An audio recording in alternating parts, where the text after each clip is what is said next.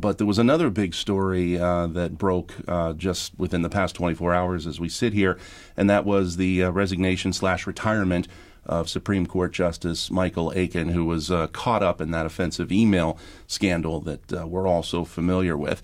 The governor fills such vacancies by appointment. You have issued a statement that said you will do that in due time. What is due time?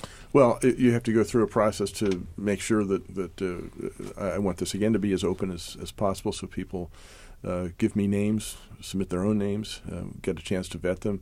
And also, this is not, I don't select, I nominate, and it has to be confirmed by the Senate. Right, it is confirmable by the Senate, that's right. So this is something where there is advice and consent, so that want to make sure that working with them to come up with a nominee who is acceptable.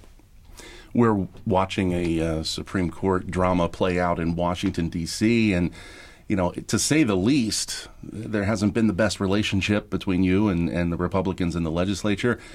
Could we be seeing a mini drama playing out here with this, or do you think that you'll find someone that they can confirm? Yeah, I don't. First of all, I think that's a mischaracterization of the relationships in Harrisburg. Do we have differences of opinion? Absolutely. Has it descended to the level of dysfunction that we see in Washington? No. I think democracy is about disagreement, and we have to be able to argue with each other, sometimes publicly and vehemently. But I think at the end of the day, we recognize that we both have the same bosses, the citizens of Pennsylvania.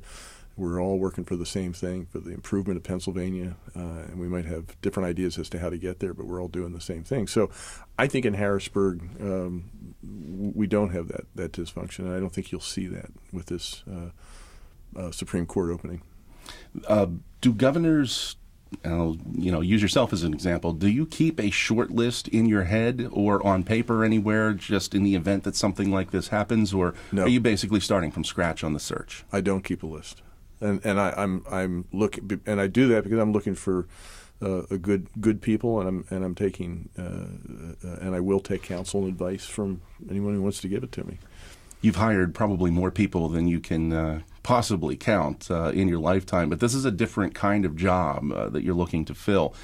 What is it you're looking for? What do you want in a Supreme Court justice? Well, I think there are two broad things. First of all, you obviously want the technical skills. You want the judicial temperament. You want the judicial background, the skills, the training, some evidence that there is competence. You also want the things that are outside pure competence. You want integrity. You want a sense of honor and honesty. That judicial temperament probably is more on the soft side, but you want both of those things. And I think anybody who's looking to fill any position looks at those things. When I was in business, I looked for good people from the point of view of competence, but good people from the point of view of integrity and honesty, people I wanted to work with, and I'd be proud to work with. And I think we're all looking for that in all of our public servants, certainly in our judicial appointments.